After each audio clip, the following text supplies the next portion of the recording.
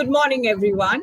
My name is Saumya from the Economic Times HR World, and I'm delighted to be your host today this morning. Today, we're going to talk about a cultural shift to business thrift, driving sustainable transformation with culture change. This conversation has been meticulously crafted with Marg Business Transformation. We are operating in really exciting times. The workforce, and workplace are experiencing a quantum shift, enabling leaders to focus on the critical pillars, or if I would say, the parts of the puzzle for an uninterrupted growth. That does spotlight the pillars of an organization that needs overhauling for sustainable outcomes. Having said that, gone are the days when people left organizations because of their managers. People now are quitting organizations where culture is not defined or unified across the entity. Organizational leaders need to build a sense of community and belonging, build greater ambassadors, grow at a rapid pace, retain talent, and engage them in the best possible manner. A diverse group of workforce calls for a culture that is conducive as well as progressive. Do you really think this magic is going to happen on its own? It's high time to focus on the culture and not just the climate or quick fixes, as we say. I'm excited to welcome Sudeshna Basu Roy, CEO, Marg Business Transformation. Sudeshna is passionate about driving culture transformations all across. Her interest lies in deep conversations around change management, corporate training, workforce development, leadership development, and so much more. Welcome, Sudeshna. It is such a pleasure to be in the conversation today. Thank you, Saumya. That's great. It's great to be here. Great. And I think, of course, the excitement is just building up. So, for my audience today, keep sharing your questions and reflections for Sudeshna using the chat tab for the next 20 minutes. We will definitely try and cover them during the course of the discussion. And as we always say, moving straight away to the discussion, Sudeshna, let's start from the first one, that how does cultural transformation contributes to sustainable business transformation and long-term success? To start, very much, I would start with data. When we see data on transformation, we see what succeeded, what failed. But what interests me most is 70% of the change projects which have sustainable plans succeed.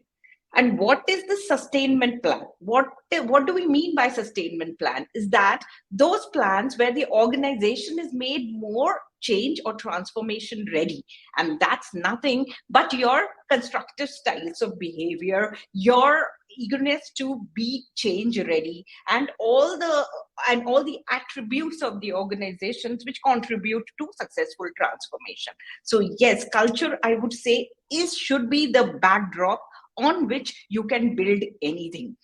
And if that is made in today's world, when change is happening at such a rapid pace, one transformation entails so many different things to be done, and people have to adapt and do so many things. So it's high time that we give them the space, as we say, to be ready to go with the to go with the flow and actually make those changes a reality for the organizations. I think that's an interesting start to the conversation. So, Deshna, I would love to understand that 70% bit. That really sounded like a top of the line. So, if you could just elaborate it a bit more for us. So I'm saying, like, when we, so it's like, the human being, the head and the heart, we do everything to, give all the fodder and all the food and the fuel for the head. But what about the heart? And in the organization context, we think of the growth, we think of the transformations which would make that growth happen. But how? The same people, you need to mobilize the people to make it happen. What impedes? What you want to go to Mars? You want to go to Mars, but what are those behaviors which will stop you from doing that? And what are the behaviors which will accelerate? You need to identify that, make it very, very specific, and that imbibe those things. I liked when you started by saying that, it's that climate and culture things. we get employment engagement surveys and try to work out on things, and it's not about the quick fixes. It's that think of the thought process of the easy fix. It is not an easy fix, but it is the right fix, and it may take a little time, or it may be a quick one, but it will not be so easy. But it would help the organization a long way in making those transformations which you're planning for a little lighter. Wow. I mean, that's so important, Sudeshna, I feel. Thank you so much. And you very clearly highlighted that, it is not going to be a quick fix. It might take a little longer to achieve what we are looking for. But this transformation is going to be worth all the efforts and all the wait. So that's really interesting. But okay, let's just move a little forward on this and try and help our viewers understand that if they are aspiring for this transformation, what are the key steps, or if I could say, the strategies for driving a cultural shift within an organization? So if I want to get started, what is the way I can go about it? So, everything should be closely linked and nothing should be standalone. So, you want to grow. An organization definitely exists and exists to grow. So, where do you want to go? So, the leaders need to be pretty clear as to where they would like to take the organization.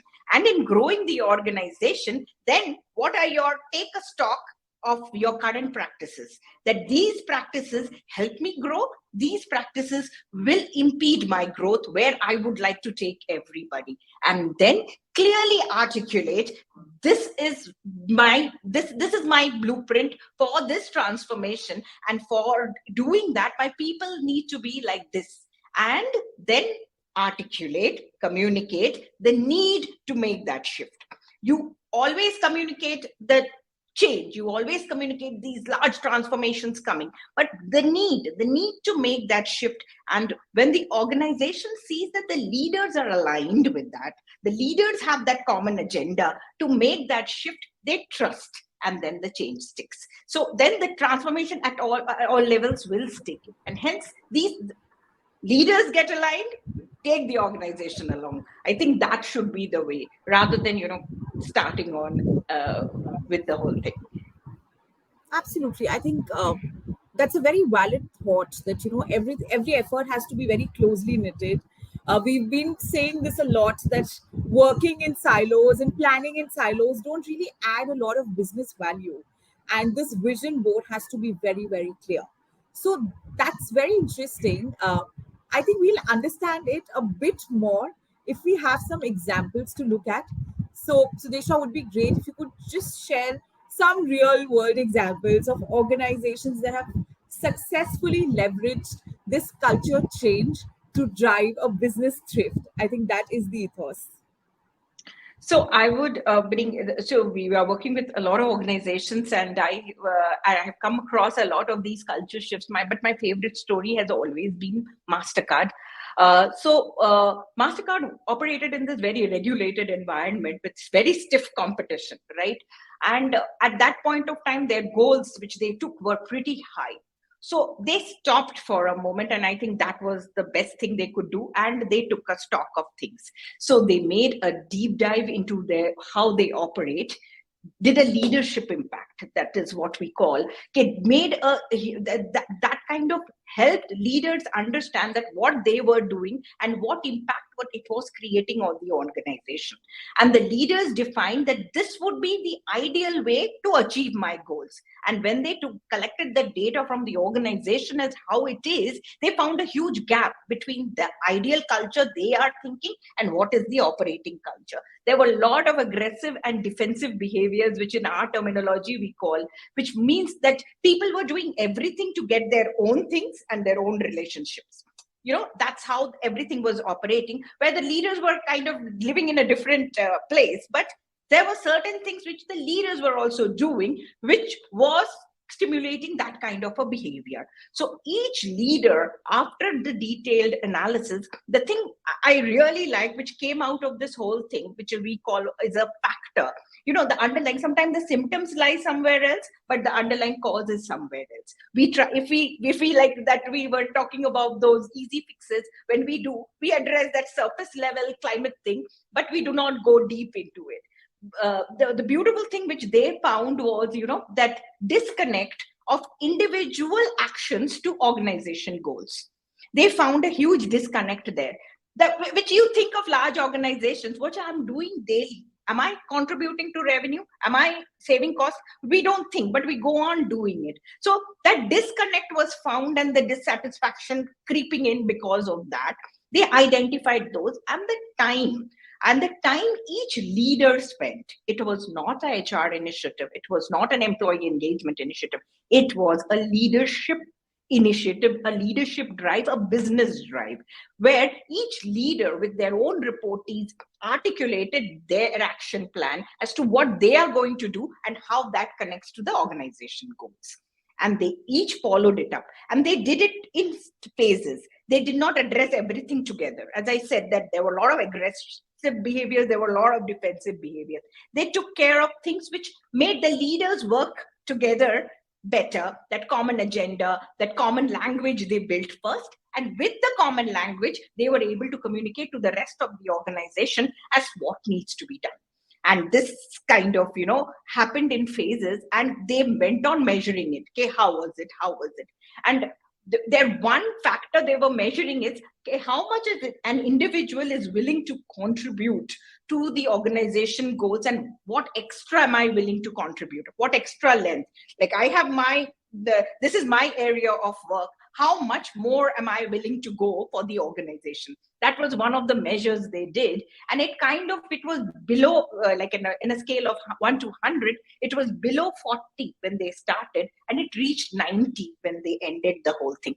And that shows the magnanimity of the involvement of the leaders in the whole thing. And I feel like, if the leader stands and says, like, believes in something, then you can make the organization trust it, and then the transformation sticks. Then there is an intent of the organization backed by the leadership behaviors, and then the organization would follow with a lot of trust. So I really like, this their journey, and it is like really beautifully they did it. Absolutely. I think I could see that spark in your eyes while you were narrating this journey to us. And it does sound like a watershed movement, I'll be honest, Sudeshna, that number that moved from a 40 to 90. And it is so important. In these times when we are in diverse workspaces, we are no longer sitting under the same roof. I think how to build a culture which is unified, and it is the same for someone who's sitting out of a work office, or maybe like me sitting on the street. It's like a huge challenge that leaders are facing, but this is really amazing. And before I let go of this story, I would really want to understand from you that there were certain things that you learned out of this case study that were like, a to do, a mandatory to do. What have been like the top 3 learnings that should have been avoided also? If I'm a leader Mhm. and I'm trying to kind of find a solution to a culture transformation, what are certain things, Sudeshna, that I should definitely be aware of, that these are my red signs, and that's when I really need to amp up this journey. So if you could help my audience with that. So the first thing which I said, your symptoms may lie somewhere else, and the real cause may lie. I'm not happy with my managers. Okay, why are you not happy with your managers? And people go on training their managers. That is not the solution. So somewhere, if you go deep into understanding what is happening, maybe the reason is role clarity. Maybe the reason is lying something completely, but it is manifesting itself because your employment engagement survey is having the question on managers. Climate is all about what touches you. It is not allowing them to answer anything else. So when you gather the data on what is happening in the organization, I think you need to, at the beginning, go deeper. That surface level thing will take you so far. Meaning, and and where it may have got you here, it will not get you there, definitely, for sure. And in today's world where you are one change after the other, large scale transformation, you need to stay ahead of competition at all levels. Those pressures are there. Performance is a pressure. Everything has to be done in a different way. So if you are giving that skill set, or you are building a culture of a readiness to change, then you are gifting that to the organization. And I think that's a great legacy leaders can leave behind. And another thing is, whenever we talk about culture, it becomes a HR initiative. No, it is a business initiative. You would change, meaning it is that realization of the leaders and their understanding that I must do something else, and not somebody else somewhere down the line has to change. Down the line will change, but you need to role model that. So it starts at the top. Everywhere, everything has to start from the top, and you walk the talk. Transformation is all about walking that talk by the leaders. You role model it, you show them this is how it is, and the trust builds in, the change sticks. So yes, the leaders need to take the initiative. And again, data says that any kind of transformation, the number one reason of success of that is leadership, and the number one reason of failure is also the same, Also sponsorship. leadership. Yes. So this is the ProSci research which shows that in both the situations this happens. So it's so important that those behaviors, those critical behaviors, as we say. So what is culture? Again, very fuzzy we get when we talk about culture. We want to build a collaborative culture. What is changing? And people are thinking, meaning you have to articulate. Come down to those specifics, those specific behaviors which help, which impede.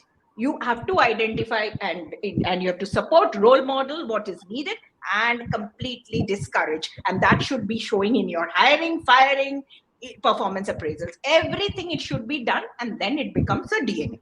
Then you say that is my culture, that is my DNA. As you rightly said, no longer it will be organizations leave the people leave organizations. We are having so many retention challenges, etc., because they don't feel that sense of belonging. Now that is alone cannot be the manager's responsibility. Or what have you done for the manager to enable that the manager makes that belonging done? It cannot be left at, meaning it would be like, we'll just take the best people and they'll leave things to it. It is no longer possible in this world, I guess. No, I mean, I totally agree. I think it's no longer like a charter or a boardroom conversation alone. I mean, every person in your organization needs to kind of, he is the face of the culture. May it be the top brass or may it be the lowest of all. I think everyone just comes together, and that is the picture that they paint for the culture. That's a beautiful sum up, Sudeshna, and that does bring me to another conversation where you said, it's no longer an HR prerogative. It is a business need right now, right? And when we say business, it definitely goes on the ROI side. So I will be Yes. very honest about it, that all the leaders will be interested that, okay, we want to sign up for this, but what is the cost and how do I measure the impact? Because that's what is Absolutely. important. So that brings me to the last question, that, how can organizations and leader measure the impact of cultural change on the business thrift overall and the performance? Absolutely. And I feel it is a must that whatever you do, you connect it to a business goal. I mean, it has to be connected to business performance. Otherwise, why are you doing? You should be like, it is that, your individuals, whatever they are doing, has to be connected to the organization or any outcome the organization has. So define those. So first, where you want to go, define it very clearly. And then articulate things which will help and impede in that. And then track it. And then when you are making the change, make it very, very articulate as to what is changing, who needs to make what shift to make that successful. Articulating the organization, meaning the organization need for the change, and what does it mean to that individual? What is in it for them when they make that shift? Is there something for them or there is nothing for them? So articulate that, be as transparent as possible. And then you would see the measures will come in your, and when you do this, and when I say, that sustainment plan is well built, then what happens is your adoption is faster. That's you measure. Okay, how fast has that adoption been? Utilization, in the sense that, if you are using new system, new process, or anything you're making, it will be faster utilized, and people build that proficiency of getting into and being good at the new thing. So this would be the measure. Definitely ROI. ROI has to be there for leaders to be interested in the first place. Otherwise, why will you do anything? But to make that happen, if you empower your people, or you have that set of people, don't go to change everything. So nowadays also we hear, no, we'll change the full culture. Don't change everything. There are certain things which may not really matter. So don't take everything at one go. Take 2-3 top things, and that will move 80% of the whole thing. So you select very wisely as to the things which would absolutely go and help your transformation and make your organization a transformation ready organization. Build those attributes to the organization and then track it. So definitely that is a possible. So I love this matrix, that 20% is something that you need to monitor. The rest 80% will follow. So I think that's a very cohesive system that you put it out. Thank you for that, Sudeshna. And I see that I really ran out of time. Did not realize it was the end already, but I can see there's an audience question. And with your permission, I will just try and take this one. It looks very interesting. So the question is that mostly the senior leaders are totally aligned with the purpose. However, which could be the key factors to align the workforce to promote collective success? Good one.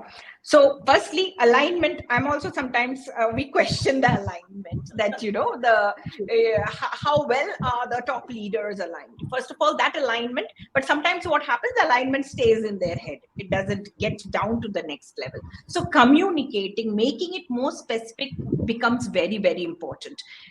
We are doing this change for the organization. We are going to the new ERP. We are implementing this automation for the organization success. What for me? But like, you have to translate every transformation you are doing to the organization success as well as the success of the individual. Then only there is that interest of what is in it for me, or articulate clearly that there is nothing in it for you. You need to do more work, or your role is changing. What I'm saying is, in any transformation, that communication of the organization goes to that individual of what is in it for me has to be done to make that transformation successful. And most of the time that alignment stays in the leader's head. It doesn't go down. So going down is very important. Yeah. And that's very honest as well. Thank you so much for that, Sudeshna. I think this was the easiest conversation that I've had, and it's been really amazing. Thank you so much. I'm sure the audience loved it. And with this, it brings us to the end. But of course, I know all of you have been wanting to hear more. So please feel free to connect with Sudeshna offline. She has some amazing insights for all of you. And yes, this is just a start to the movement. We will see you next week, which is on June 22nd from 3 to 4 p.m. on a power conversation of Culture Reloaded, Unlocking the Path to Sustainable Business Outcomes with Meeru Mehta, CHRO Yellow.ai, Rajesh Rai, Head HR Global Logic, Vartanu Das, Head Human Resources, Corporate HR Larsen and Tubro, and Krish, Head Trading and Consulting, Marg Business. With this, thank you so much, Sudeshna, once again. And a big thank you to our audience, and have a fantastic Friday ahead, everyone. Thank you. Thank you, Saumya. Thank you so much.